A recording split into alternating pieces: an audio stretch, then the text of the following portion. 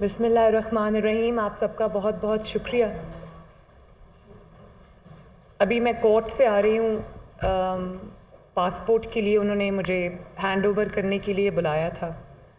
तो मैं उन तमाम लोगों की शुक्रगुज़ार हूँ, चाहे वो मीडिया से हों, चाहे वो मेरी पार्टी से बिलोंग करते हों या वो वकालत के शोबे से मुंसलिक हों, जिन्होंने मेरा भरपूर इसमें साथ दिया। ख़ुसूसी तौर पर मैं नाम ज़रूर लेना चाहूँगी अमजद परवेज़ साहब का, जो मेरे लॉयर रहे हैं। उन्होंने जिस तरह 5-6 साल मेरे मुकदमे हक़ और सच के लिए, जस्टिस के लिए जिस तरह वो खड़े रहे हैं, फ़ाइट किया उन्होंने, मैं उनके लिए उनकी भी बहुत शुक्रगुज़ार हूँ।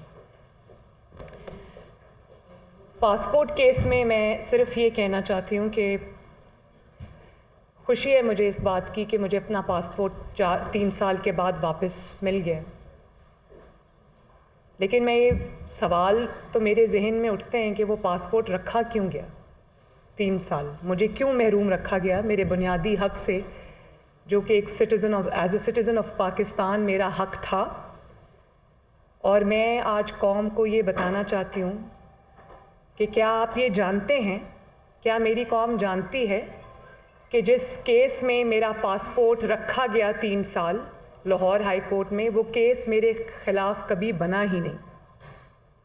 ये वो केस है जब मैं 2019 में जलसे कर रही थी और मियां नवाज़ शरीफ की रिहाई के लिए जुलूस निकाल रही थी और आवाम को मोबिलाइज़ कर रही थी।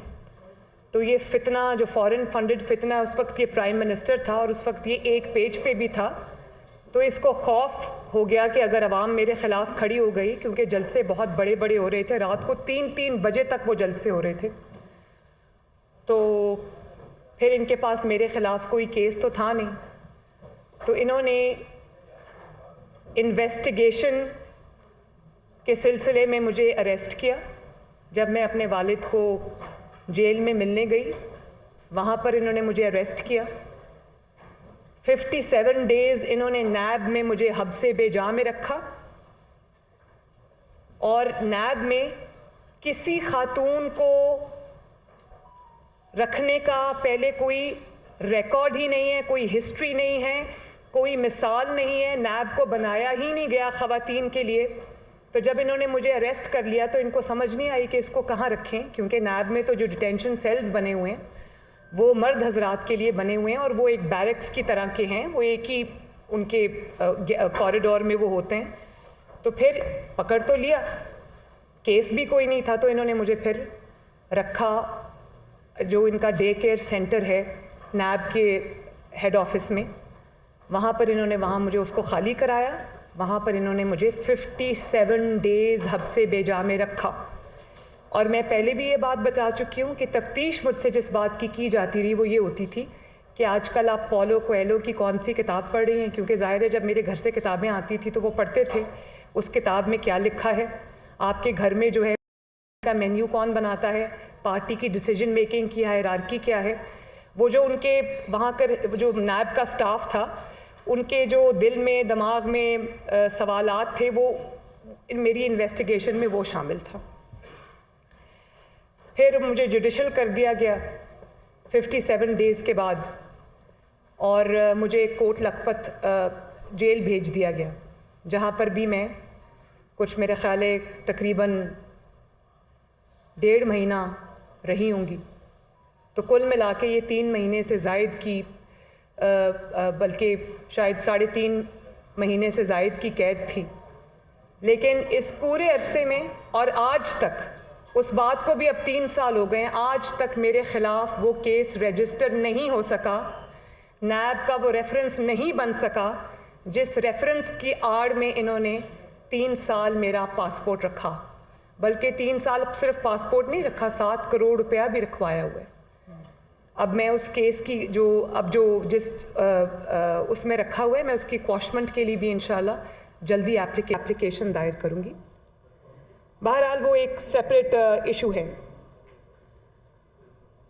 मैं कहते हैं कि हज़रत अली रज़ी अल्लाह ताला अन्हो का कौल है कि कुफ़र का निज़ाम चल सकता है, जुल्म का निज़ाम नहीं चल सकता। तो सबसे पहले तो मैं ये सवाल करती हूँ कि ये सवाल ये नहीं है कि 3 साल बाद पासपोर्ट क्यों मिला मुझे। सवाल ये है कि नाजायज़ तौर पे 3 साल में मेरा पासपोर्ट रखा क्यों गया अपने पास। इसी तरह पनामा केस में मेरी बरियत हुई, अल्लाह ताला का बड़ा शुक्र है। लेकिन आप जानते हैं ना, 2018 से लेकर 2022, बल्कि ये पनामा का जो मुकदमा है ये तो 2016 के आखिर में बना था। 6 साल मैं उस झूठे मुकदमे को भुगतती रही। 6 साल मेरे वालिद ने उस झूठे मुकदमे को भुगता। 150 से ज़ायद पेशियां हमने भुगती। सवाल ये नहीं है कि 6 साल बाद मुझे इंसाफ मिल गया और मैं बरियत मेरी कैसे हो गई। सवाल ये है कि 6 साल क्यों एक झूठा मुकदमा चला, उसको चलने दिया गया। और सब उससे पहले एक और सवाल आता है कि वो 6 साल पहले वो झूठा मुकदमा बनाया ही क्यों गया। तो आज कौम के सामने जवाब है, मुझे उन बातों में जाने की ज़रूरत नहीं है। जस्टिस शौकत अजीज़ सिद्दीकी साहब के जो इंकशाफात हैं वो पूरी कौम के सामने हैं। मेरी वो एप्लीकेशन जो जस्टिस शौकत अजीज़ सिद्दीकी साहब के बयानात की रोशनी में मैंने दायर की थी, 2 साल की मेहनत जिसमें कहा गया था, वो आज भी लाहौर इस्लामाबाद हाई कोर्ट के पास पड़ी है। तो वो चीज़ कभी ख़त्म नहीं होगी। वो जो हुआ है, जो फाउल प्ले हुआ है, जिस तरीके से ये मुकदमात बनाए गए, क्योंकि इमरान खान के पॉलिटिकल जो एक वर्दी पॉलिटिकल अपोनेंट था, ताकतवर फॉर्मिडेबल पॉलिटिकल अपोनेंट था, उसको मैदान से उठाकर बाहर किए बगैर इमरान खान इलेक्शंस नहीं जीत सकता था। तो ये सारा खेल रचाया गया। बहरहाल ये तारीख़ का हिस्सा है और हमेशा वक्त एक जैसा नहीं रहता। अगर वो पनामा का मुकदमा नहीं रहा और अगर ये जो झूठा पासपोर्ट जिसमें मेरा रखा हुआ था वो मुकदमा नहीं रहा, तो इंशाअल्लाह ताला ये भी एक दिन कौम के सामने पूरी हकीकत आकर रहेगी। क्योंकि ये तारीख़ का हिस्सा, इनको कोई मिटा नहीं सकता। अब इन सबूतों को कोई नहीं मिटा सकता, इन बयानात को कोई नहीं मिटा सकता। और मेरा पनामा का जो मेरा केस था, लोग कहते थे जाली ट्रस्ट डीड और ये उस पर तो मेरे पे मुकदमा बना ही नहीं था।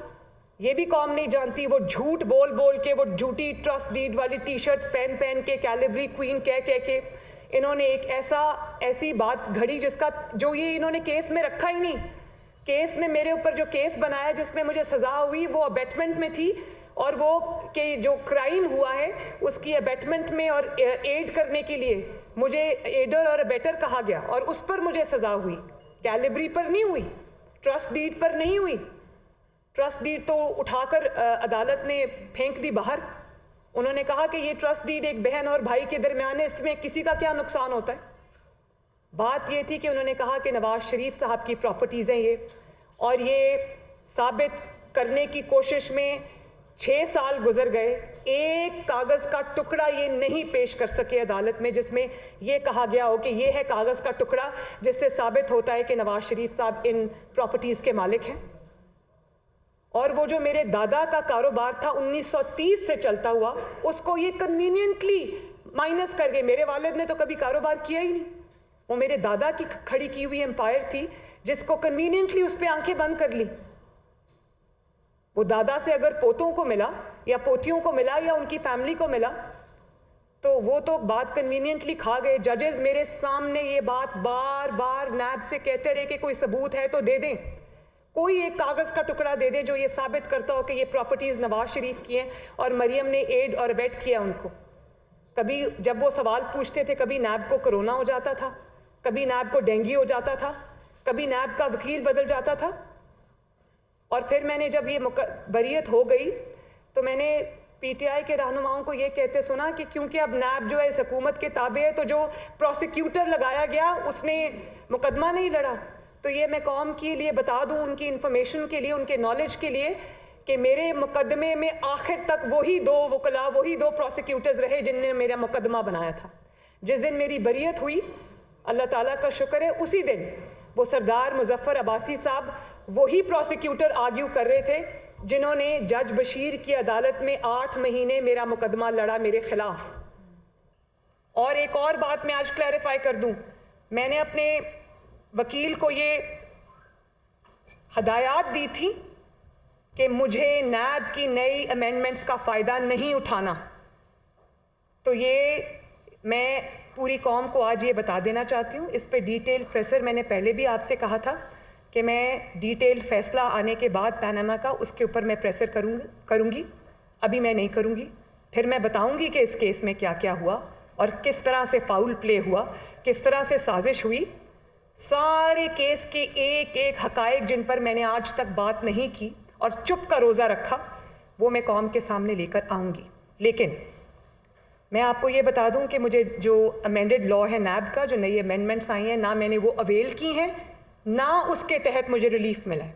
मुझे नैब के पुराने कानून के तहत मेरिट पे रिलीफ मिला है क्योंकि मेरे खिलाफ केस साबित नहीं हो सका और उस झूठे केस में मैंने सज़ा भुगती 4 महीने। जब अडयाला में जब मेरी वालदा वहाँ बीमार थी और मैं अपने वालिद के साथ आई थी, और फिर आपके अंदर इतनी हिम्मत कि आप इसको एनआरओ कहें। एनआरओ ये होता है कि झूठा मुकदमा जिसकी आज सरे बाजार जो रुस्वा हो गया, सरे बाजार जिसकी हकीकत आज कौम के सामने आ गई, आपकी इतनी हिम्मत के बजाय उस पर आप माफ़ी मांगे जाकर कि मैंने एक खातून से ज़्यादती की, मैंने नवाज शरीफ साहब से ज़्यादती की, या भले आपके अंदर इतनी इखलाकी जरूरत नहीं है कि आप माफ़ी मांगे, तो आप जायनमाज बिछाएं बनी गाला में और अल्लाह ताला से माफ़ी मांगे कि मैं बेगुनाहों के साथ मैंने साजिश की, उनको सज़ा दिलवाई सिर्फ इसलिए कि मुझे मुल्क का वज़ीर आज़म बनना था, क्योंकि अगर वो मैदान में रहते तो मैं वज़ीर आज़म नहीं बन सकता था। एनआरओ इसको कहते हैं कि माँ वहाँ मर रही हो और बाप और बेटी हाथ पकड़ कर आकर एक झूठे मुकदमे में जिसकी हर तरफ से गवाही आ रही थी, तब भी आ रही थी। किसको याद नहीं है कि वो इस तरह से एक सहाफ़ी ने जो नायब अदालत से वो यूं मुंह छुपाकर एक साहब निकल रहे थे जिन दिनों हमारा मुकदमा चल रहा था। आप लोगों को याद है या नहीं याद? शौकत अजीज साहब की गवाही किसको याद नहीं है? अरशद मलिक की गवाही किसको याद नहीं है? तो कभी माफ़ी मांगी गई और उसके ऊपर से आपकी इतनी जुर्रत कि आप इसको एनआरओ कहें। एनआरओ ये होता है, एनआरओ ये होता है कि नवाज शरीफ की बेगुनाही के सबूत के बाद सबूत आए, अरशद मलिक की वीडियो आ जाए, सबूत में वो कह रहा है कि मुझे ब्लैकमेल करके सजा दी गई और वो आज तक बाहर बैठे। ये एनआरओ होता है। एनआरओ ये होता है कि आप क्या नाम है जो नैब के पिछले सरबराह थे, जस्टिस जावेद इकबाल, आप उनको उनकी वीडियो दिखाकर ब्लैकमेल करें और उनसे अपने मुखालिफिन के खिलाफ फैसले लें। क्या एनआरओ इसको कहते हैं? एनआरओ इसको कहते हैं कि मरियम नवाज पे कोई केस ना बनता हो और वो जलसे और जुलूस कर रही हो और आप डर जाएं, आप खौफ में मुब्तला हो जाएं और आप उसको बगैर किसी केस के उठाकर उस अंदर कर दें, नैब में डाल दें, हब्से बेजा में रखें। क्या एनआरओ इसको कहते हैं? और वहां से आप उठा के उसको कोट लखपत के डेथ सेल में फेंक दें जहां पर एक चारपाई रखी हो और बाथरूम और कमरे में दीवार ना हो। एनआरओ उसको कहते हैं। आप कहते हैं डार साहब एनआरओ के बाद आए। मैं तो ये सवाल पूछती हूं कि वापस आना तो था ना, जुल्म ने एक दिन मिटना था, ये हमेशा के लिए नहीं होता। जो जुल्म है उसकी शेल्फ लाइफ बहुत छोटी होती है। डार साहब को इस मुल्क से जाना क्यों पड़ा? वापस आना तो बाद की बात है, पहले बताएं। और आपके मुंह पे कुदरत का जन्नाटेदार थप्पड़ पड़ा है कि जिस डार साहब को आपने फाउल प्ले करके निकलवाया, आज वो आपका दोबारा से फाइनेंस मिनिस्टर है। और डार साहब से तकलीफ जो है ना, वो एनआरओ की नहीं है। डार साहब के वापस आने की भी तकलीफ नहीं है। डार साहब से इनकी जो अब मीटिंग्स बनी गाला में हो रही है ना, इनके अपने लोगों ने मुझे बताया कि उन मीटिंग्स में अब बात ये होती है कि डार साहब वापस आ गए तो डॉलर की कीमत जो है वो नीचे आ रही है, रुपया मुस्तहकम हो रहा है, स्टॉक मार्केट जो है वो बेहतरी के साइंस दिखा रही है, ऊपर जा रही है। डीजल और पेट्रोल की पहली बार कीमतें इस तरह से कम हुई हैं। और डार साहब क्योंकि एक्सपीरियंस्ड आदमी है, बहुत दफ़ा मुल्क को मुआशी बहरानों से निकाल चुके हैं। ऐसे मुआशी बहरानों से भी उन्होंने निकाला है जब उम्मीद की कोई किरण नज़र नहीं आती थी। तो तकलीफ़ इनको असल में ये है, जो इनकी गुफ्तगू है आपस की, वो ये है कि अब डार साहब वापस आ गए हैं, इकॉनमी की बेहतरी के इशारे मिल रहे हैं और इकॉनमी अगर बेहतर हो गई तो हमें कौन पूछेगा? असल में तकलीफ़ ये है डार साहब से। तो पहले तो इस बात का जवाब दो ना कि तुमने अपने सियासी मुखालिफिन पर झूठे मुकदमे बनाए क्यों? और आज अल्लाह ताला का फजल है, मैंने पहले भी ये कहा था कि झूठ को एक ना एक दिन मिटना होता है, बातिल को मिटना होता है, हक को आना होता है। आज जब तुम्हारा भयानक चेहरा नजर आ रहा है, कभी तुम बशीर मेमन साहब को प्राइम मिनिस्टर हाउस में बुलाकर कहो मरियम को गिरफ्तार करो, शहबाज शरीफ को गिरफ्तार करो, और वो कहे भाई मैं क्यों करूं, कोई केस हो तो करूं ना, मुझे नहीं पता, तुम जैसे मर्जी करो। और उसके बाद कभी आप जस्टिस जावेद इकबाल साहब को ब्लैकमेल करके कहें। अब वो बेचारी तैयबा गुल जो है वो अपनी वीडियो लेकर एक वक्त के प्राइम मिनिस्टर के पास गई और उसने कहा कि आपका जो नैब का चेयरमैन है वो मुझे ब्लैकमेल कर रहा है, तो उसको भी 1 महीना हब्से बेजा में रख लिया। उससे वो वीडियो ले ली कि हाँ मैं एक्शन लेता हूँ, और बाद में पता चला कि वो वीडियो दिखाकर वो जावेद इकबाल साहब को ब्लैकमेल करते रहे। ये तो इसके एहतसाब की असल हकीकत है। शर्म नहीं आती इस इंसान को कि आज भी माफ़ी मांगने की बजाय एनआरओ की रट लगा के बैठा है। मैं बताती हूँ तुम्हें एनआरओ क्या होता है। एनआरओ पता है क्या होता है? एनआरओ होता है जब तुमने अपने घर की बनी गाला, जिसका नाम मनी गाला है, उसकी रेगुलराइजेशन के लिए तुमने जाली डॉक्यूमेंट्स जमा कराए, और उस पर भी तुम्हारे साकिब और निसार ने तुम्हें सादिक और अमीन का सर्टिफिकेट दिया। सादिक वो सदाकत और अमानत की दास्तानें फिर पूरी दुनिया ने सुनी। एनआरओ उसको कहते हैं कि जब जिस दिन तुम्हें पंजाब गवर्नमेंट मिली, तुमने उसी दिन फराह गोगी के केस खत्म करा दिए। बल्कि जो पंजाब में ब्यूरोक्रेसी के तबादले किए वो किए ही इसलिए क्योंकि तुम फराह गोगी के केसेस पे पर्दा डालना चाहते थे। उसकी वजह ये थी कि फराह गोगी ने जो भी कमाया था उसकी फ्रंट वुमन वो पीरनी पिंकी थी और तुम थे। उसके सब फुटप्रिंट जो है वो जाते थे बनी गाला की तरफ। और जिसने कहा कि तुम्हारी नापियां एस्टैब्लिशमेंट चेंज करती है और वो पंजाब का सबसे बड़ा डाकू है, उसको तुमने चीफ मिनिस्टर पंजाब बना दिया। उसके बेटे को भी कल लाहौर हाई कोर्ट से रिलीफ मिला, जिस कोर्ट के पास इतने बड़े बड़े FIR के पास सबूत है उसकी मनी लॉन्ड्रिंग के, उसके हक में कल फैसला आता है। इसको कहते हैं एनआरओ। तुम्हारे खिलाफ इतने बड़े बड़े केसेस हैं।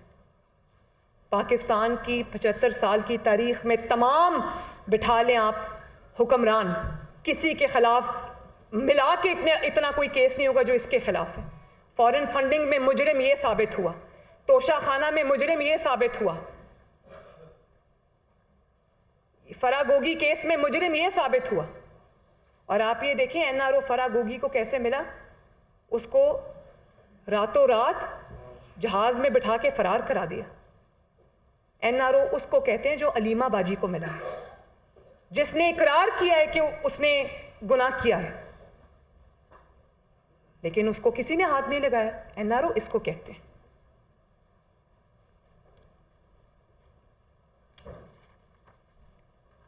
और फिर तुमने कल कहा कि कल मैं इंटरव्यू, मुझे किसी ने क्लिप भेजा कि हमारे माशरे में ये फितना, फॉरेन फंडेड फितना क्या कह रहा है कि हमारे माशरे में ख़वातीन का एक बड़ा ख़ास मकाम होता है, उनकी बड़ी इज़्ज़त होती है, और अगर मरियम खातून ना होती तो जेल में होती। तो जब मरियम जेल में थी, तुमने डाला था झूठे मुकदमे, तब मरियम खातून नहीं थी। तुम तो ख़वातीन के इज़्ज़त के मामले में बात करने के भी काबिल नहीं हो। तुम्हारा इतना बुरा ख़वातीन के मामले में ट्रैक रिकॉर्ड है, इससे ज़्यादा मैं कुछ नहीं कहूँगी, क्योंकि मेरी जो ट्रेनिंग है, मेरी जो अपब्रिंगिंग है, वो मुझे इस चीज़ की इजाज़त नहीं देती कि मैं इमरान पे पर्सनल अटैक करूँ। लेकिन किस से छुपी हुई है वो बात जो ख़वातीन के मामले में, उनकी इज़्ज़त के मामले में इसका ट्रैक रिकॉर्ड है। मरियम नवाज़ तब भी एक खातून थी जब तुमने मरियम नवाज़ को अडयाला जेल में फेंका बाप के साथ। मरियम नवाज़ तब भी एक खातून थी जब तुमने उसको नैब में हब्से बेजा में रखा। मरियम नवाज़ तब भी खातून थी जब तुमने उसको कोट लखपत जेल में उसके जलसों से डरकर तुमने डेथ सेल में फेंका, सजाए मौत की चक्की में रखा। मरियम नवाज़ तब भी खातून थी जब उसको तुमने 6 साल तुमने अदालतों में धक्के खाने पर मजबूर किया। उस वक्त मरियम नवाज़ खातून नहीं थी। और जब मरियम नवाज़ ने अपने हक में कभी खातून कार्ड नहीं खेला, औरत कार्ड नहीं खेला, विक्टिम कार्ड नहीं खेला, तो तुम ये खातून की रट ना लगाओ। जब मरियम नवाज़ ने खातून होने का कोई बेनिफिट नहीं लिया, तुमने तो कभी जेल की शक्ल नहीं देखी, दीवारें फैलान के भाग जाते हो, और तुमने सच्चे केसेस में भी तुम्हें आज तक कानून का सामना नहीं करना पड़ा। तो मरियम नवाज ने तो अल्लाह के फजलो करम से जिस हिम्मत के साथ तुम्हारे इंतकाम का मुकाबला किया, तुम तो बात करने के काबिल नहीं हो। जब मैंने अपने खिलाफ औरत कार्ड अपने हक में नहीं खेला तो खबरदार तुमने औरत होने का कोई नाम भी लिया तो।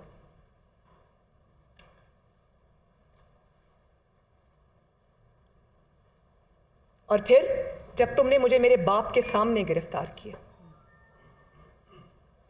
खवातीन के साथ इस तरह करते।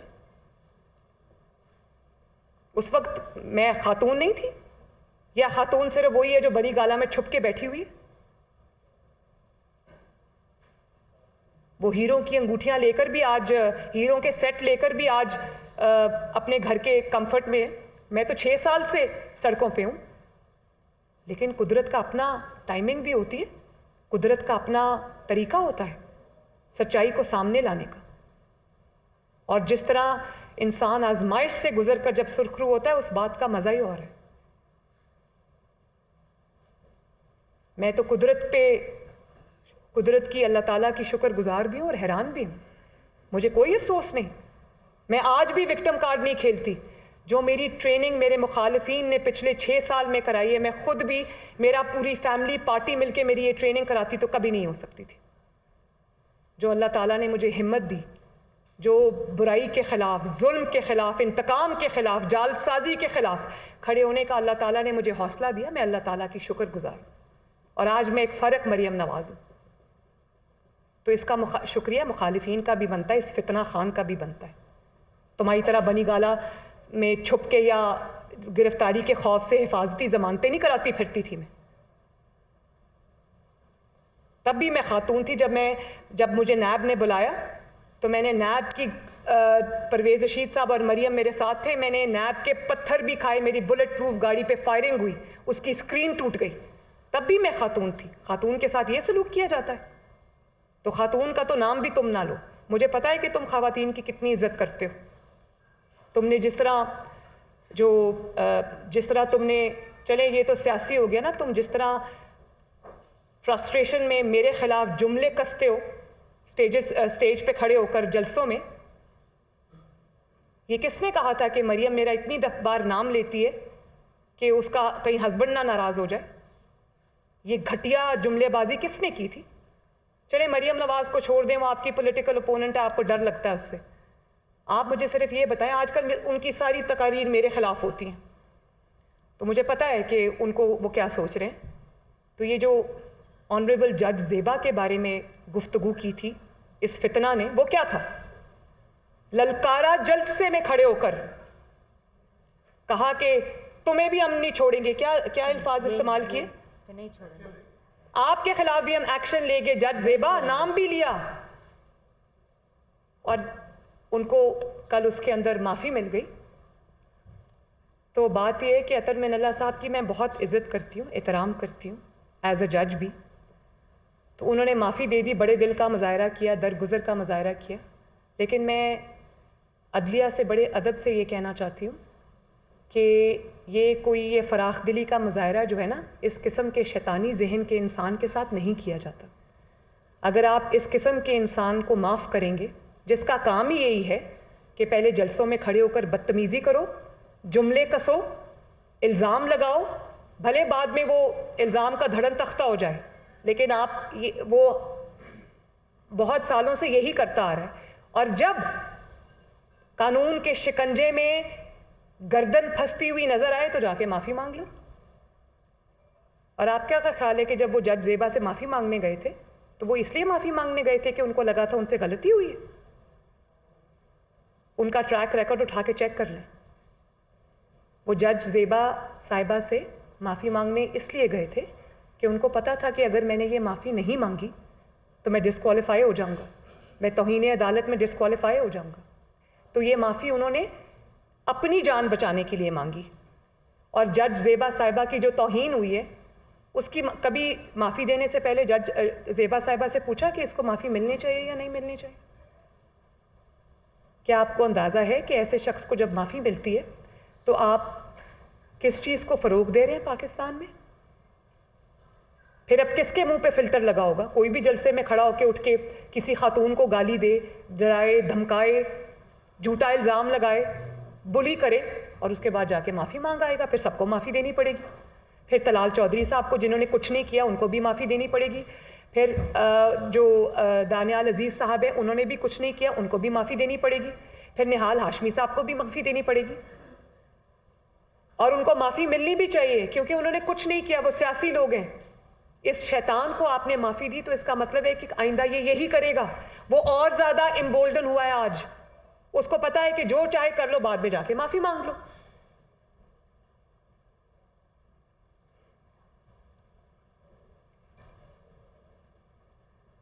और देखें,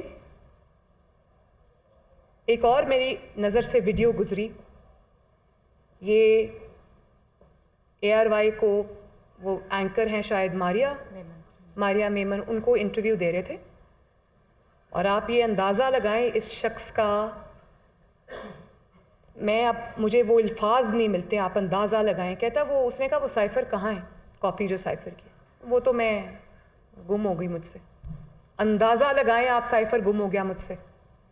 वो साइफ़र कोई वो हीरे की अंगूठी के लेन देन का तो वो रिकॉर्ड नहीं थे ना जो तुमने गुम कर दिया, तो कोई बात नहीं।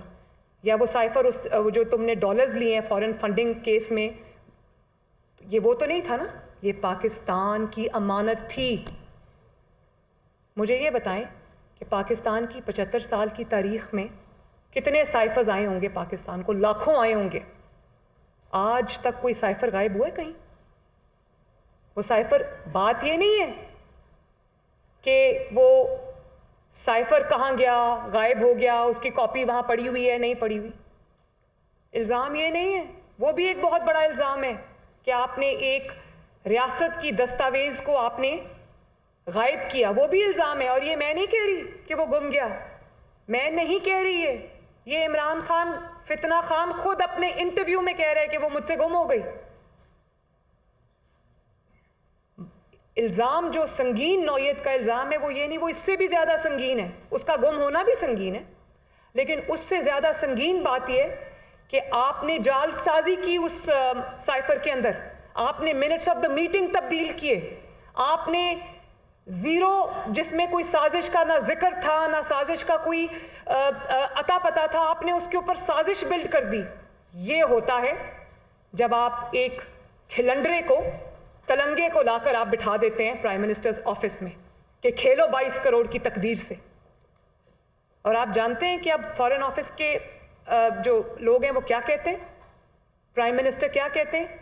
अब जो बैनुल अक़वामी दुनिया है, इंटरनेशनल वर्ल्ड है, दुनिया के ममालिक है, वो पाकिस्तान को साइफ़र भेजने से आज डर रहे हैं कि उनको पता नहीं है। वो कहते हैं कि हमें ये पता नहीं है कि इस साइफ़र के साथ क्या होगा, इसके मिनट्स तब्दील करके इसको साजिश बना दिया जाएगा।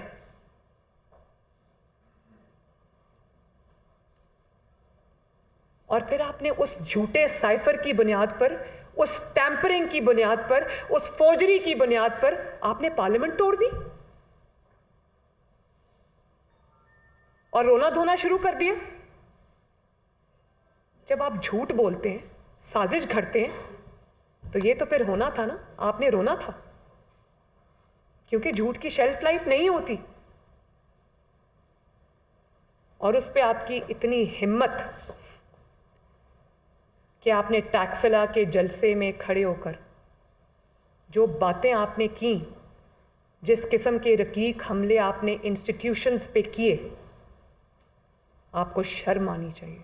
मैं आपको अभी कुछ वीडियोस दिखाती हूँ और आप वो वीडियो देखें, उसके बाद हम बात करेंगे। लगाएं जी वीडियो।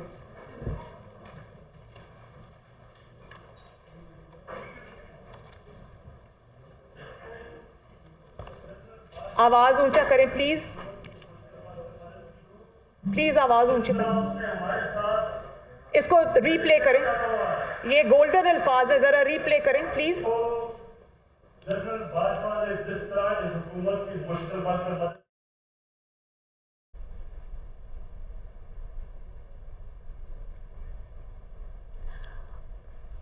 मुस्लिम लीग नून की नायब सदर मरियम नवाज न्यूज़ कॉन्फ्रेंस कर रही हैं। उनका कहना था कि जब तुमने मुझे जेल में डाला क्या मैं खातून नहीं थी। उन्होंने ये भी कहा कि तुमने मुझे वालिद के साथ अडयाला जेल डाला, मैंने कभी खातून काट नहीं खेला, तुमने कभी जेल की शक्ल नहीं देखी, दीवारें फलांग कर भाग जाते हो। आज अहम प्रेस कॉन्फ्रेंस की गई उनकी जानिब से। इस वक्त ये प्रेस कॉन्फ्रेंस जारी है और अपनी प्रेस कॉन्फ्रेंस में उन्होंने हदफ तनकीद रखा चेयरमैन तहरीक इंसाफ इमरान खान को। इस वक्त चेयरमैन तहरीक इंसाफ इमरान खान की वीडियो दिखा रही हैं वो अपनी प्रेस कॉन्फ्रेंस के दौरान। उनका कहना है कि ये वीडियो देखने के बाद वो मज़ीद बात करेंगी। उन्होंने कहा कि कानून के शिकंजे में आने का डर हो तो मुआफ़ी मांग ली जाती है। उनका मज़ीद कहना था अपनी प्रेस कॉन्फ्रेंस में कि मैंने कभी खातून कार्ड नहीं खेला, इमरान खान भी ना खेलें। तो अपनी नैब के हिरासत से मुतालिक भी जो टाइम उन्होंने हिरासत में गुजारा उससे मुतालिक भी उन्होंने गुफ्तगू की। उनका कहना था कि मेरी बुलेट प्रूफ गाड़ी पर पत्थर फेंके गए, क्या ख़वातीन के साथ ऐसा सलूक होता है? जलसों में मुतअद्दिद बार मेरा नाम लिया जाता है। मरियम नवाज़ का मज़ीद कहना है कि जलसों में सारी तकरीर मेरे ख़िलाफ़ होती है।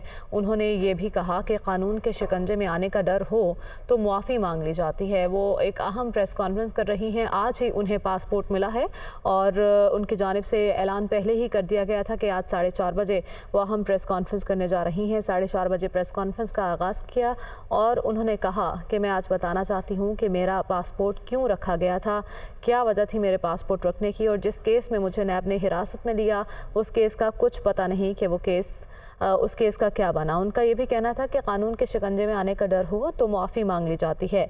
तलाल चौधरी, दानियाल अजीज़, निहाल हाशमी को भी मुआफ़ी मिलनी चाहिए। मरियम नवाज़ की जानिब से ये मुतालबा किया गया है।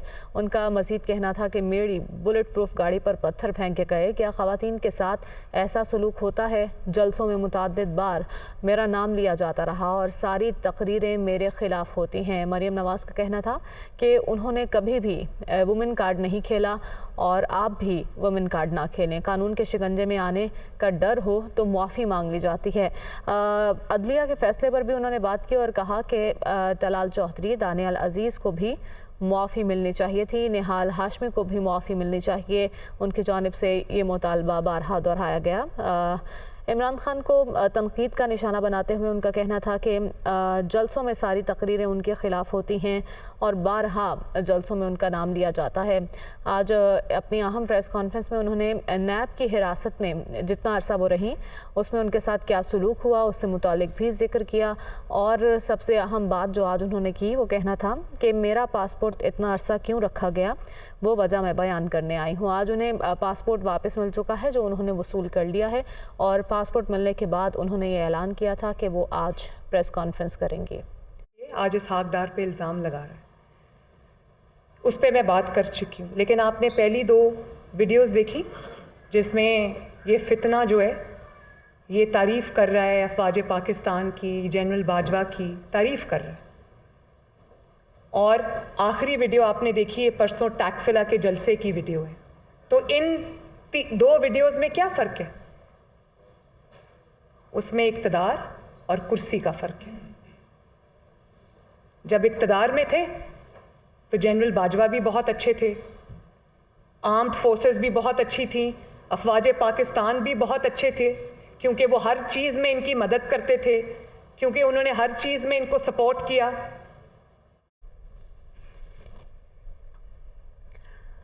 मरियम नवाज़ एक अहम प्रेस कॉन्फ्रेंस कर रही हैं और इस प्रेस कॉन्फ्रेंस में गुफ्तगू करते हुए उनका कहना था कि मुझे आज पासपोर्ट वसूल हुआ है और ये पासपोर्ट मुझे जो वसूल हुआ है इससे मुतालिक बात करना चाहती हूँ कि इतना अरसा ये पासपोर्ट मुझे क्यों नहीं दिया गया। नैब पर शदीद तनकीद की उन्होंने और कहा कि नैब के दौरान जब मुझे हिरासत में रखा गया तब जो कुछ हुआ अगर मैं ज़बान खोल दूँ तो आप कहेंगे कि वुमेन कार्ड खेल रही हैं, लेकिन मैंने कभी वुमेन कार्ड नहीं खेला। चेयरमैन तहरीक इंसाफ हदफ तनकीद रहे और उनकी मुख्तलिफ वीडियोज़ उन्होंने दिखाई और उन्हीं वीडियोज़ पर वो तबसरा कर रही हैं। कहा गया कि साइफ़र गुम हो गया है। मरियम नवाज़ ने कहा कि साइफ़र पाकिस्तान की अमानत थी और आज दीगर ममालिक हमें साइफ़र भेजने से कतरा रहे हैं।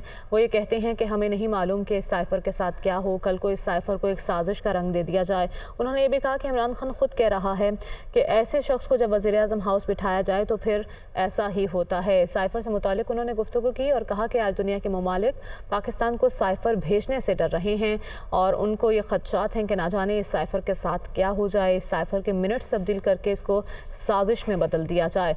तो ये भी कहा कि जलसों में मुतादिद बार उनका नाम लिया जाता है और सारी तकरीर उनके ख़िलाफ़ ही होती है।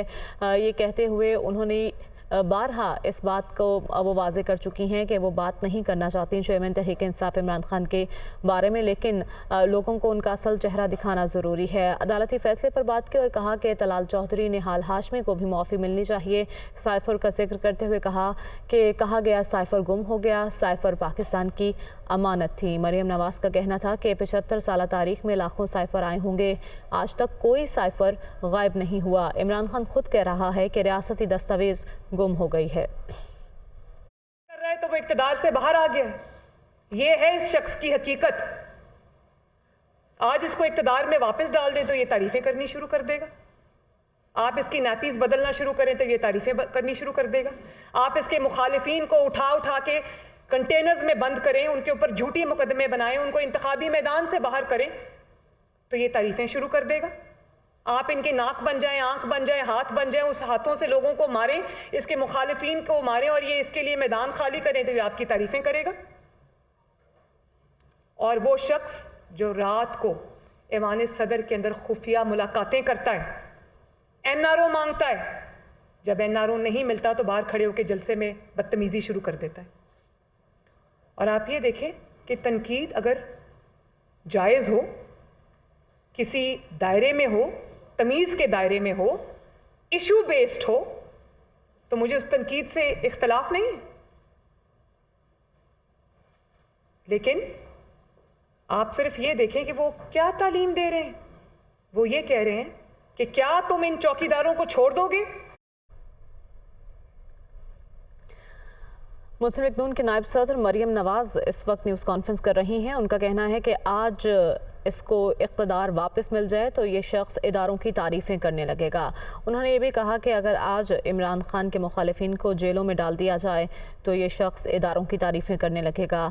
आप इनकी आंखें नाक कान बन जाएं तो ये शख्स आपकी तारीफ़ें करेगा। उन्होंने ये भी कहा कि ऐवान सदर में खुफिया मुलाकात में ये शख्स NRO मांगता रहा तो आपने उनको वहाँ से निकाल दिया। और जब आपको NRO नहीं मिलता तो आप इस तरह से रोना धोना शुरू कर देते हैं, बदतमीज़ी शुरू कर देते हैं। और आप तालीम क्या दे रहे हैं?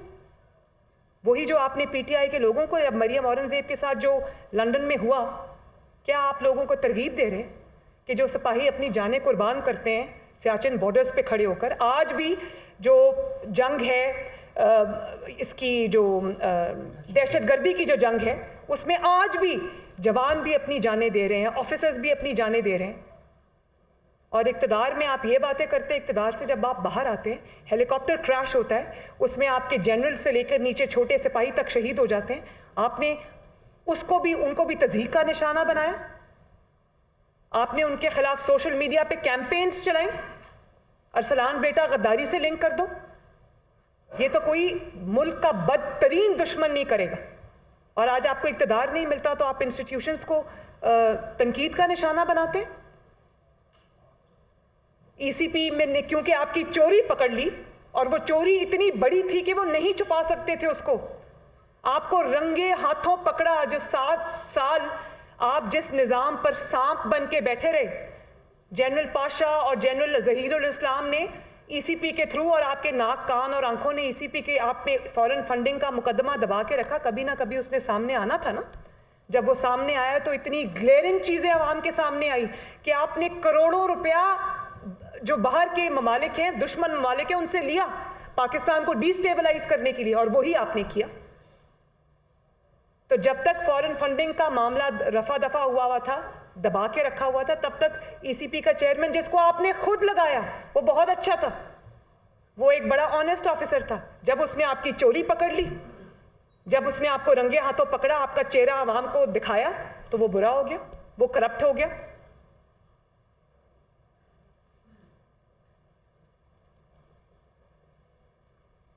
तो आपको मेरा ख्याल है कि वो वाले न्यूट्रल्स चाहिए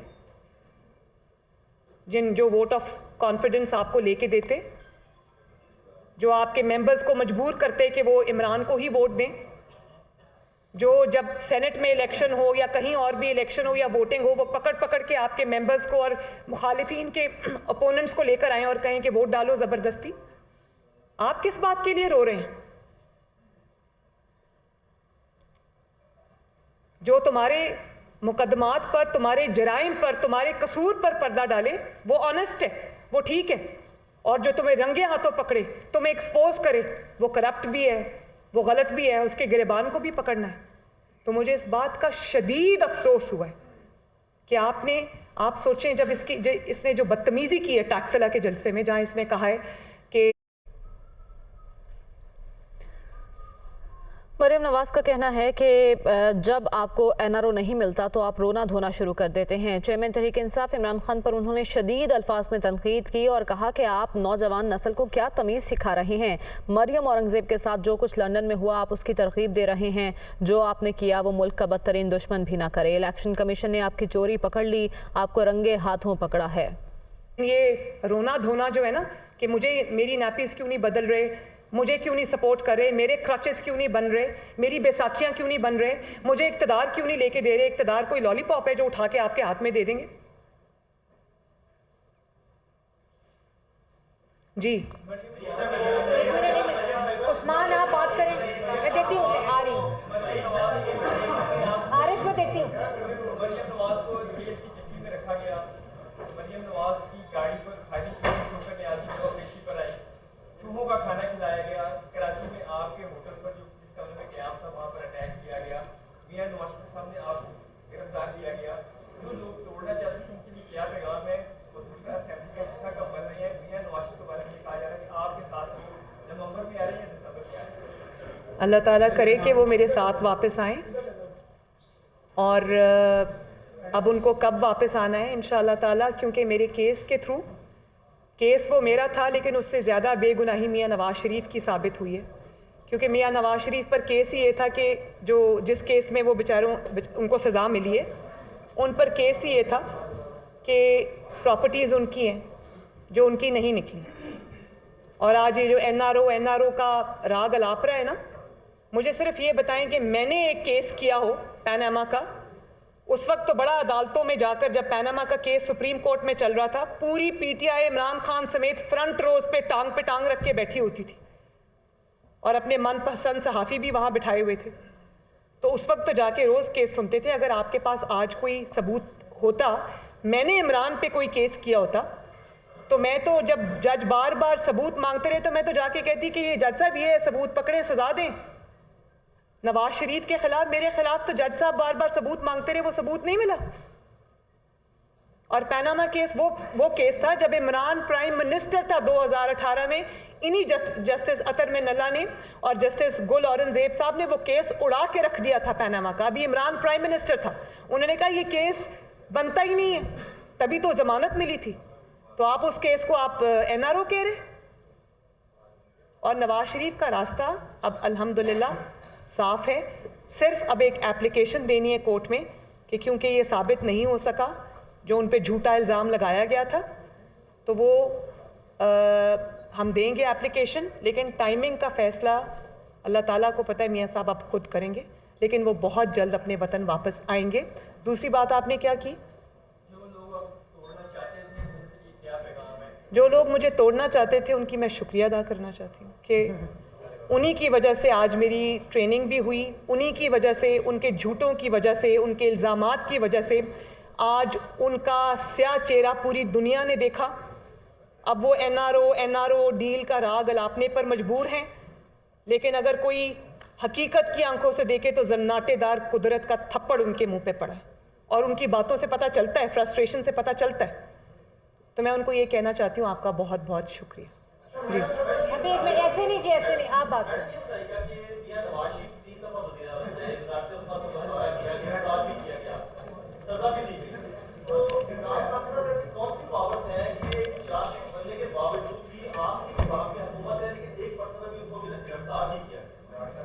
देखिए मेरी बात सुने, नहीं मैं लाडला वाडला कुछ नहीं।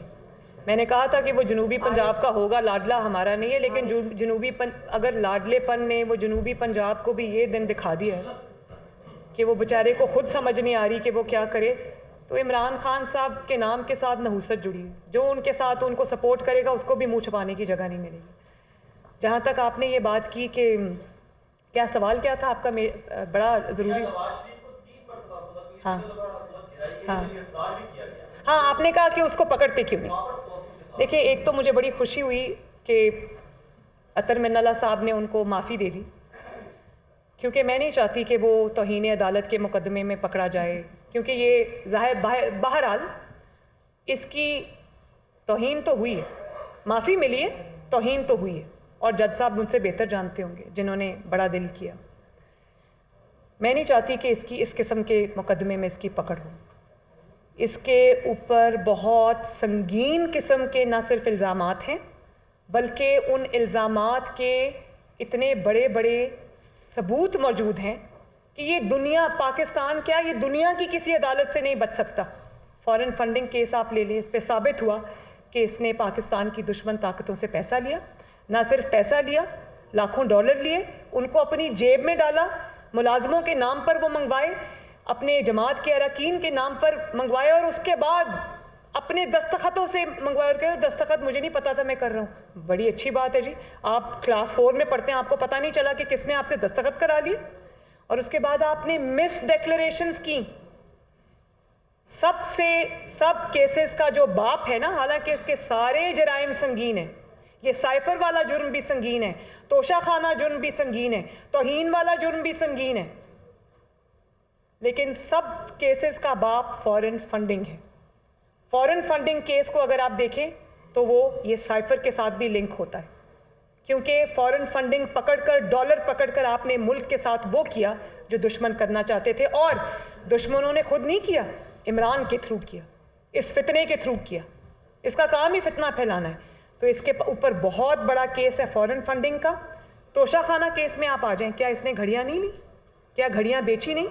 और आप ये देखें कि पहले घड़ियाँ बेच दी, उनका पैसा जेब में डाल लिया, उसके बाद कहीं जाकर डिक्लेयर भी नहीं किया, झूठ बोला उसके बारे में भी। तो कोई भी इसका मुकदमा आप उठा के देख लें, सियासी बुनियाद पर इसका कोई मुकदमा नहीं बना। सियासी बुनियादों पर इसको रिलीफ ज़रूर मिल रहा है, सज़ा नहीं मिली अभी तक। और अगर इस मुल्क में आइन और कानून नाम की चीज़ है तो फिर कानून के जो हाथ हैं वो इसके गिरेबान से अब ज़्यादा दूर नहीं है। और मेरी जिद्दोजहदी इस बात पर होगी कि इसको पकड़ा जाए, इसको भी पता चले कि यहाँ पर किस भाव बिकती है। जी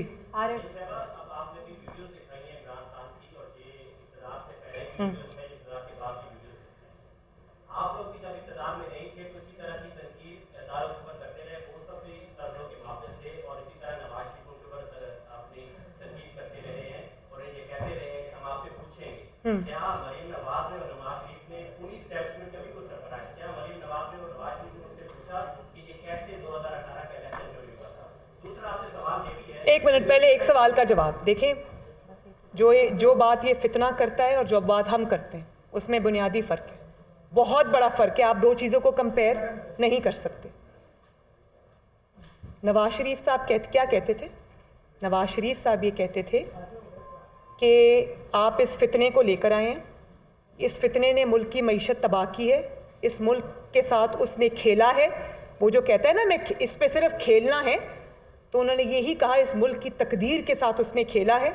आज भी जो IMF की शराइत पर हम महंगाई जो हो रही है और जो मईशत का हाल है वो वहीं पर जाता है, उसके सिरे भी इस फितने से मिलते हैं। तो नवाज शरीफ साहब ने कहा कि ये ना करें, ये जो सियासत है ये आपका काम नहीं है, ये आप छोड़ दें सियासतदानों पर और आप अपने आइनी और कानूनी रोल तक महदूद हो जाएं। ये क्या कह रहा है फितना? क्या कह रहा है फितना? ये कह रहा है कि नवाज आप अपने आइनी रोल से इनहराफ करें, आप वो जो पाकिस्तान के आइन और कानून ने रेड लाइंस लगाई हैं आप वो क्रॉस करें, मेरी मदद करें, मेरी बैसाखियाँ बने, मेरे आंख बने, मेरे नाक बने, मेरे हाथ बने, मेरे मुखालिफिन को मारे, तभी मैं आपको मानूंगा, वरना मैं आपको नहीं मानता। ये है बुनियादी फ़र्क। इस फ़र्क को जान के जियो।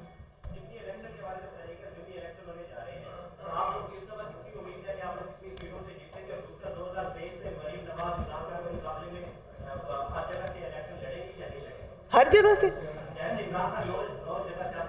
हमारी पार्टी है। नहीं, मेरी बात सुने कि नहीं, मरियम नवाज को पागलों की तरह ये अपने आप को प्रूव करने की क्या ज़रूरत है कि मैं हर जगह से मैं खड़ी हो जाऊंगी। मेरी माशाल्लाह एक बड़ी वेल एंट्रेंच्ड पार्टी है जिसकी जड़ें अवाम के अंदर है, जो पानी का बुलबुला नहीं है जिसको किसी पाशा ने ज़हीर ने लॉन्च कर दिया और आंखें कान ने उसको RTS बिठा दिया। तो जब इंतखाबी मैदान में हम आएंगे, हमारे पास बल्कि एक जगह से 3-3, 4-4 उम्मीदवार हैं भाई, उसी में हम फैसला कर ले तो बड़ी बात होगी इंशाल्लाह। सवाल करें। वालेकुम अस्सलाम। और मैं आपको बहुत बहुत मुबारकबाद पेश करता हूँ कि आप बाजा बरी हुई हैं। मेरा ये सवाल है, मेरे से ज़्यादा खुश तो आप लग रहे हैं वैसे माशाल्लाह।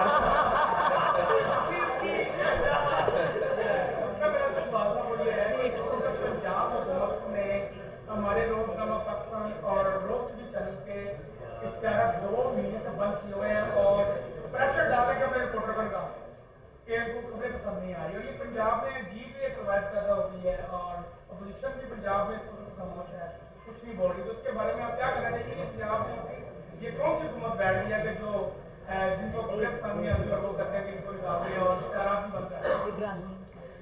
देखें, पंजाब में जब अदालती हुकूमत आएगी तो वो यही करेगी, अवामी हुकूमत आती है तो वो ये नहीं करती। इसी तरह जब 2018 में इमरान को इंस्टॉल किया गया पाकिस्तान में बतौर वज़ीर आज़म, तो वहाँ पर भी जितने ये पिछले 5 साल में सहाफ़ियों के साथ जितनी ज़्यादतियाँ हुई हैं, जिस तरह उनको गोलियाँ मारी गई, जिस तरह उनको घरों से उठाया गया, जिस तरह उनको तशद्दुद का निशाना बनाया गया, जिस तरह उनको नौकरियों से निकाला गया, जिस तरह चैनल मालिकान को उठाकर नैब में बंद किया गया, उनके खिलाफ मुकदमे बनाए गए। तो ARY के खिलाफ तो कोई मुकदमा नहीं बन रहा, ARY के किसी शख्स को गिरफ्तारी नहीं हो रही, हालांकि होनी चाहिए, बहुत बड़े बड़े जराइम किए उन्होंने। लेकिन जब आप गैर सियासी लोगों को लाके बिठाते हैं अदालती हुक्म के ज़रिए तो फिर ऐसा ही होता है। मरियम ज़रा देखना क्यों इनके इश्तिहारात बंद है क्या है? अच्छा, जब ऐसा करते हैं कि जब इंशाअल्लाह ताला मुस्लिम लीग नून पंजाब हुकूमत में वापस आएगी तो खोल देंगे।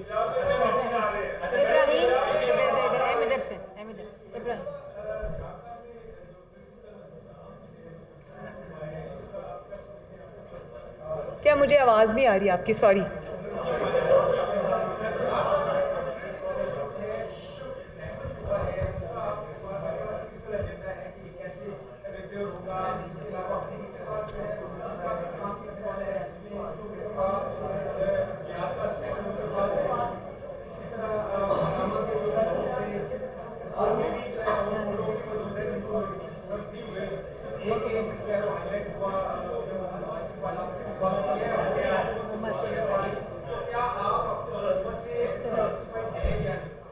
नहीं, मैं सेटिस्फाइड नहीं हूँ, मैं सेटिस्फाइड नहीं हूँ। और मैं एक और बात बताऊँ कि जहाँ तक मुल्क की तरक्की का सवाल है, मुल्क की स्टेबिलिटी का सवाल है, तो मुल्क को ख़ारजी महाज पे कोई ख़तरा नहीं है। इस मुल्क के अंदर बहुत पोटेंशियल है माशाल्लाह। इस मुल्क को ख़तरा सिक्योरिटी से नहीं है, इस मुल्क को ख़तरा इंस्टेबिलिटी से। और इंस्टेबिलिटी जो है वो पैदा करने वाले अनासिर जब तक सियासत में भेस बदल कर रहेंगे, जब तक इस मुल्क में फॉरेन फंडेड एजेंट्स को उनको करार वाकई सज़ा नहीं मिलेगी, इस मुल्क में स्टेबिलिटी नहीं आ सकती।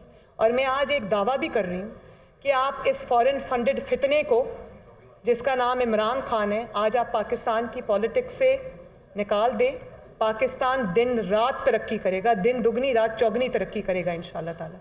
क्योंकि इस मुल्क, इसका एजेंडा फ़र्क है, इसने इस मुल्क को आगे बढ़ने नहीं देना। 5-6 साल से देख लें, मुल्क नीचे से नीचे जा रहा है। तो इंशाअल्लाह ताला इस मुल्क ने आगे बढ़ना ही बढ़ना है, इस मुल्क ने तरक्की करनी ही करनी है। तो वो वक्त भी बहुत जल्दी हम देखेंगे, अच्छा वक्त आएगा इंशाअल्लाह।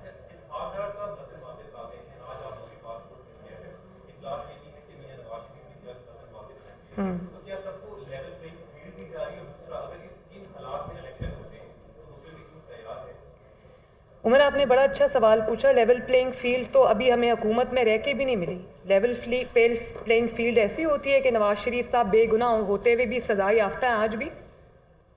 लेवल प्लेइंग फील्ड ये होती है कि एक शख्स जिसके जराइम से हाथ रंगे हुए हैं, जिसके खिलाफ नाकाबिले तरदीद सबूत हैं, वो खुला फिर रहा है, ये लेवल प्लेइंग फील्ड होती है। लेवल प्लेइंग फील्ड देखें, आप ये नहीं कह सकते कि मिट्टी डालो जी आगे चलो, नहीं। ज़ीरो पे आना पड़ेगा। पहले ज़ीरो पे कैसे आते? जो कुछ नवाज शरीफ को भुगतना पड़ा, जो कुछ नवाज शरीफ की जमात को भुगतना पड़ा, वो इसको भी भुगतना पड़ेगा। हालांकि नवाज शरीफ बेगुनाह था, ये गुनाहगार होते हुए भी इसको सज़ा के जो हाथ है वो इसके गर्दन तक पहुंचेंगे तो लेवल पे प्लेइंग फील्ड हो। ये नहीं हो सकता कि पहले नवाज शरीफ के जो इसकी आड़ में नवाज शरीफ को एक बेटे से तनख्वाह ना लेने पे निकाल दिया जाए और फिर नवाज शरीफ की ही आड़ में ये इसको सज़ा ना हो कि जी पॉलिटिकल लोगों को या प्राइम मिनिस्टर्स को या पॉलिटिकल लोगों को या लीडरान को जो है वो इंतखाबी मैदान से बाहर नहीं किया जाना चाहिए। नवाज शरीफ को बाहर करते वक्त ये शिक याद नहीं आई थी या ये बात याद नहीं आई थी? लेवल प्लेइंग फील्ड तो सिर्फ तब होगी जब इंसाफ होगा, और अगर इंसाफ होता है तो इमरान खान आपको मुल्की सियासत में दूर दूर कहीं नज़र नहीं आता, जेल की सलाखों में हमेशा के लिए पड़ा नज़र आता है। और ना सिर्फ इमरान खान नहीं, वो गोगी, पिंकी, पीरनी और वो जो मानिका ख़ानदान है जिन्होंने ये मिल के पाकिस्तान पे डाका डाला है, हीरों के हार लिए हैं, अंगूठियाँ लिए हैं, ज़मीनें ली हैं, वो सब आपको सलाखों के पीछे नज़र आएंगे। और ये होना चाहिए। ये कोई हमारे मर्जी की बात नहीं है कि इसको छोड़ दो और इसको पकड़ लो, ऐसा नहीं होगा।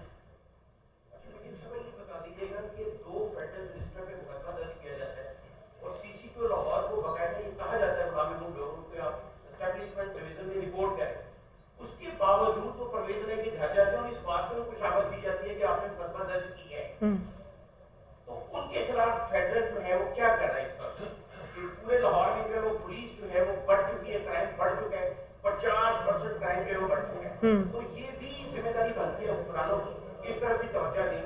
और इसमें ये भी ऐड करें कि जब वजीर आजम मियां शहबाज शरीफ वजीर आला पंजाब थी तो यही सीसीपी और डीएजी ऑपरेशन था, इसमें एलिगेशन लगा था कि कमला रोड पर सरपरस्त है, तो इसको फिल्म में पोस्टिंग नहीं देनी चाहिए। तो फेडरल इस पे क्या ये जरा काइंडली तफसील बताएं। देखिए, मैं ये मुझे नहीं पता फेडरल इस पे क्या कर रहा है, लेकिन इस किस्म की वो जो फेडरेशन के अहकामात हैं, जो फेडरल गवर्नमेंट के अहकामात हैं, वो बाउंड हैं मानने के लिए, उनके पास चॉइस नहीं है। और अगर आज इस बात पे कानून की खिलाफ वर्जी हो रही है और जो पाकिस्तान का लॉ है उसकी खिलाफ वर्जी हो रही है, तो एक ना एक दिन, आज नहीं तो कल, हमेशा परवेज़ इलाही साहब उनको प्रोटेक्ट करने के लिए नहीं बैठे रहेंगे। उनको भी जवाबदेह होना पड़ेगा और सबको जवाब देना पड़ेगा।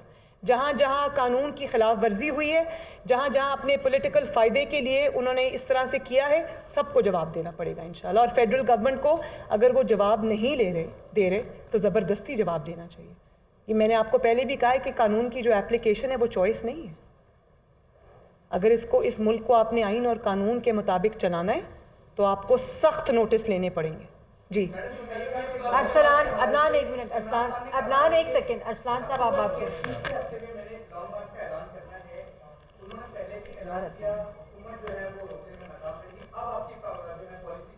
क्या हुकूमत रोकने में नाकाम रही? वहाँ भाग गए वो। लो जी, वो हुकूमत ने रोकना किसको था? वो आए ही नहीं। नहीं, एक सेकंड मुझे जवाब देने दे। हुकूमत किसको रोकती भाई? वो तो जो इनकलाब आना था वो तो रास्ता बनी गाला पेशावर फरार हो गया, वो हेलीकॉप्टर से नीचे उतरा ही नहीं। हेलीकॉप्टर से मुझे याद आया कि मैं आज खैबर पख्तूनख्वा के अवाम के लिए आवाज़ उठाना चाहती हूँ। खैबर पख्तूनख्वा जब पूरी पाकिस्तान की जो तारीख़ है, 75 साल में उनके कितने कर्जे थे? 97 अरब के। और आज 10 साल से खैबर पख्तूनख्वा को जब से तहरीक इंसाफ का मर्ज लगा है, जो दीमक की तरह खा गया खैबर पख्तूनख्वा की तरक्की को, उनकी जो ज़िंदगियों में बेहतरी लाने को वो खा गया। आज कितना है? 780 समथिंग अरब जो है वो आज कर्जा चढ़ गया खैबर पख्तूनख्वा के ऊपर। क्यों? उसकी वजह यह है कि खैबर पख्तूनख्वा के अवाम के टैक्स का जो पैसा है, पाकिस्तान के अवाम के टैक्स का जो पैसा है, जिससे उनके लिए सड़कें बननी थी, जिससे उनके लिए जो बुनियादी सहूलियात हैं, हस्पताल हैं, क्लिनिक्स हैं, मोटरवेज़ हैं, स्कूल हैं, यूनिवर्सिटीज़ हैं, जो वो बननी थी, वो सारा तो इमरान खान पे खर्च हो रहा है। पहले सुना कि वो उसके खानों पे खर्च होता रहा, उसके हेलीकॉप्टरों की राइड्स पे खर्च होता रहा, उसके प्रोटोकॉल पे खर्च होता रहा। और वो जो 2500 सोशल मीडिया के लोग भर्ती किए KPK में अपने मुखालिफिन को अटैक करने के लिए, उस पर खर्च हो रहा है। तो मुझे तो समझ नहीं आ रही कि ये मुल्क किस तरफ जा रहा है। खैबर पख्तूनख्वा का हक सारा मनी गाला में जा रहा है। वो इस तरह से फ्लीस कर रहे हैं खैबर पख्तूनख्वा को कि जैसे अब ये ख़जाना दोबारा हाथ में नहीं आएगा, जितना खा सकते हो खा लो। शुक्र है आपने मुझे वो याद दिला दिया, ये मैं आज बात करना चाहती थी। ये खैबर पख्तूनख्वा के अवाम का हक है, ये उनकी सड़कें, उनके अस्पताल हैं, उनके क्लिनिक्स हैं, उनके स्कूल्स हैं, उनके कॉलेजेस हैं, उनकी मोटरवेज हैं, उनकी तरक्की है जो इमरान खान के पेट में जा रही है।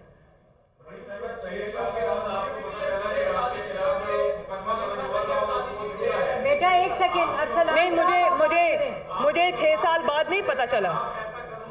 अरसलान आप बात कर ले यार,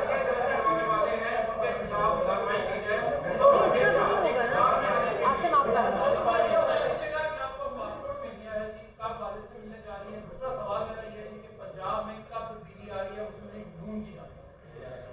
अच्छा, ये भी मुझे बात करनी थी। मैं इंशाअल्लाह ताला जल्द जा रही हूँ।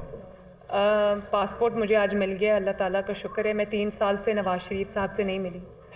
जब से मेरे वालदा की वफ़ात हुई है, मैं अपने भाइयों से, हसन और हुसैन से नहीं मिली। वो आ नहीं सके, मैं जा नहीं सकी। तो ये जुल्म के हिसाब हैं जो देने पड़ेंगे। तो अब मुझे इंतज़ार नहीं हो रहा कि मैं कब जाऊँ और अपने वालिद से मिलूँ। और मैंने पहले भी एक बात बताई थी कि मुझे कुछ अरसे से मेरी एक सर्जरी ड्यू है जो कि पाकिस्तान में नहीं होती, क्योंकि वो बहुत रेयर डिज़ीज़ है। मैंने पाकिस्तान में बहुत पता किया, वो सर्जरी वहाँ नहीं होती। तो वो सर्जरी भी मुझे करानी है और इंशाअल्लाह फ़ाइटिंग फ़िट होके आऊँगी और इस फितने का इंशाअल्लाह ताला कला कमा करेंगे और मुस्लिम लीग नून को फ़तह की तरफ लेकर जाएंगे इंशाअल्लाह ताला।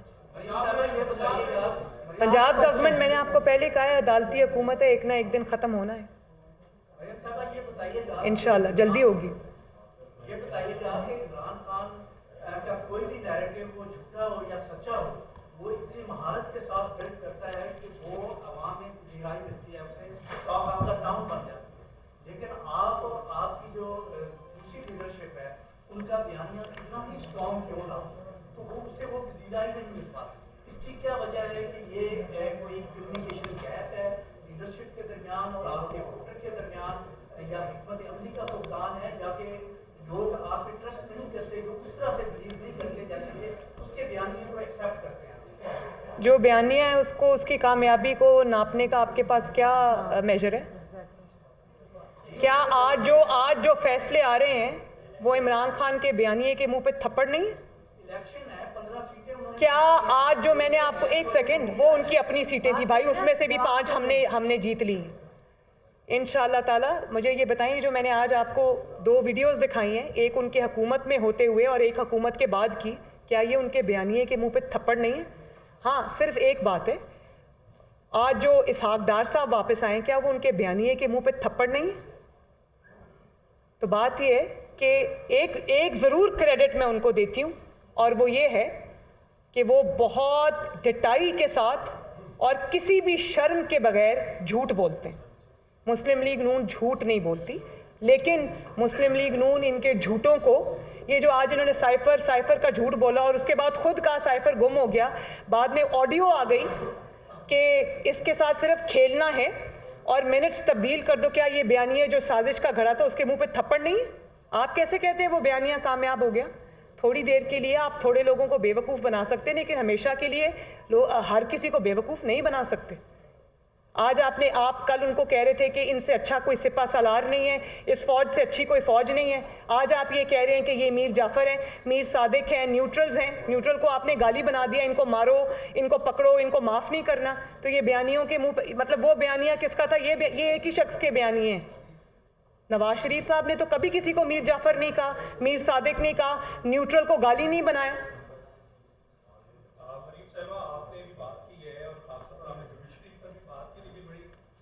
लोगों को कहता रहा एब्सोल्युटली नॉट। बाद में पता चला कि वो बेचारे अब पूछ रहे हैं कि वो जो गाड़ियों पे स्टिकर लगा लिए थे एब्सोल्युटली नॉट, उनका क्या करें?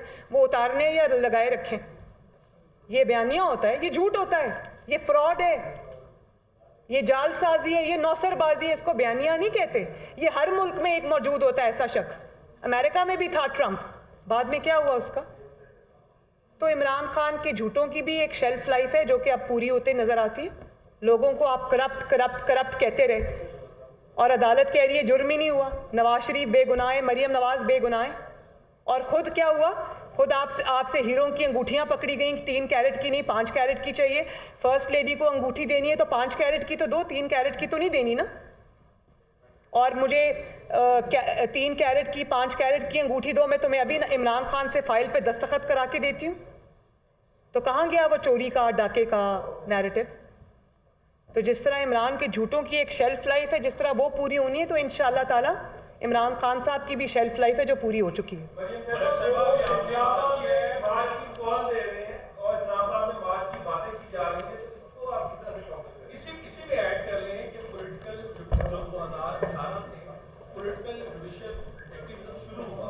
देखिए, एक सेकंड ऐड नहीं करना, उनका सवाल एक स्टैंड अलोन सवाल है, उसका जवाब मुझे देने दें।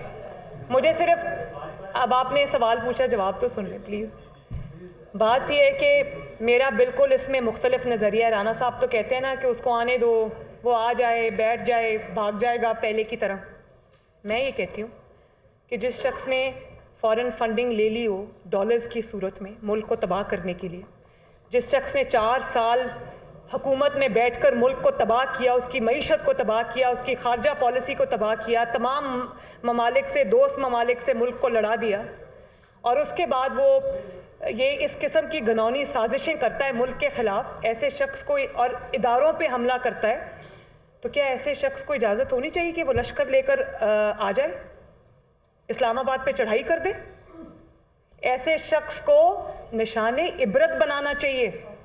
कोई पाकिस्तान का इदारा नहीं है जो उसके शर से नहीं बचा, कोई पाकिस्तान का ऑनेस्ट ऑफिसर नहीं है जो उसके शर से नहीं बचा, कोई जुर्म का इर्तिकाब है जो उसने नहीं किया। ऐसे शख्स को कैसे इजाज़त दे दे कि वो जत्था लेकर 25,000 का इस्लामाबाद पे हमला आवर हो जाए? ऐसे शख्स की जो औकात है वो जेल की सलाखों के पीछे, जिसके पीछे इसको सारी ज़िंदगी रहना चाहिए क्योंकि इसने मुल्क की तकदीर से खेला। तो लॉन्ग मार्च तो सियासी जमातों की सियासी जो है वो तरीके हैं, ना ये सियासी है ना ये सियासी जमात है। इसको वो मराआत, वो फैसिलिटी, वो सियासी एक्टिविटी की इजाज़त नहीं होनी चाहिए जो बाकी सियासी जमातों को हासिल है। ये फॉरेन फंडेड है, ये फितना है जो लॉन्च किया गया पाकिस्तान की तबाही के लिए। इसको एक फितने की तरह, जिस तरह आप एक दुश्मन को ट्रीट करते हैं, एक फितने को ट्रीट करते हैं जो पैसे लेकर आया, उस तरह ट्रीट करना चाहिए। जी, 2018 से बस आखिरी सवाल। 2018 से जो पॉलिटिकल एक्टिविज्म शुरू हुआ, खासतौर पर पॉलिटिकल जुडिशियल एक्टिविज्म, आज 2022 में कहां पे खड़ा है? क्या आपको उम्मीद है कि 2018 में जो आपके साथ हुआ था आने वाले दिनों में नहीं होगा? नंबर 2, आपने इमरान खान की कई आपने मंसूबों की बात करती हो, फॉरेन फंडिंग और दीगर चीजों की। लाहौर जहां पर आप प्रेस कॉन्फ्रेंस कर रही हैं, अभी इसके करीब ही हुडा का एक इतना बड़ा मंसूबा है जिसमें लोगों की एकड़ अराजी 1,000 रुपए की हथियाई जा रही है पंजाब गवर्नमेंट, और कहा जा रहा है, इल्जाम लगाया जा रहा है कि इमरान खान, बुशरा बीबी और उनके सहूलतदार दीगर कुछ सरमायाकार हैं, तो उसमें किक बैक्स ले रहे हैं अरबों रुपए के हिसाब से। उस पर मुसल्लिम मुंह क्यों नहीं आवाज उठा? देखिए, मैं ईंट उठाओगे तो इमरान खान के करप्शन के सबूत मिलेंगे, और वो इन्हीं सज़ाओं से बचने के लिए, उसको पता है कि उसने बहुत बड़े बड़े घपले किए हुए जिसके सबूत सबके पास मौजूद हैं, वो इन्हीं सज़ाओं से बचने के लिए जो उसने पीरनी और गोगी के साथ मिलकर घपले किए हुए हैं, इसी से बचने के लिए वो ये सब जो आज वो मीर जाफ़र, मीर सादिक, इनको छोड़ना नहीं, इनको मारना है, और ये लॉन्ग मार्च करो और हमला करो, वो ये सब इसलिए कर रहा है क्योंकि उसको पता है कि वो अगर ये सब उसका नाकाम हो गया और ये उसके ड्रामे नाकाम हो गए तो कानून की गिरफ्त से वो ज़्यादा दूर नहीं है। तो ये ड्रामा वो कर ही इसीलिए रहा है। लेकिन कब तक आसिम? एक ना एक दिन तो पकड़ा जाएगा ना। वो बकरे की माँ कब तक खैर मनाएगी? और आखिर में मैं सिर्फ ये कहना चाहती हूँ कि एक भाई ने सवाल पूछा कि नवाज शरीफ साहब ने तो तनकीद की थी, बिल्कुल की थी। आज भी अगर कोई ऐसा मौका आता है जिसमें हम समझते हैं कि ये आइन और कानून की खिलाफ वर्जी है, आज भी तनकीद होगी। लेकिन नवाज शरीफ साहब ने कभी गाली नहीं दी, नवाज शरीफ साहब ने कभी बगावत पर मजबूर नहीं किया, नवाज शरीफ साहब ने कभी जानवर नहीं कहा किसी को। नवाज शरीफ का अपने दौरे हुकूमत में भी जो स्टांस था, आज भी नवाज शरीफ का वही stance. Thank you very much, शुक्रिया।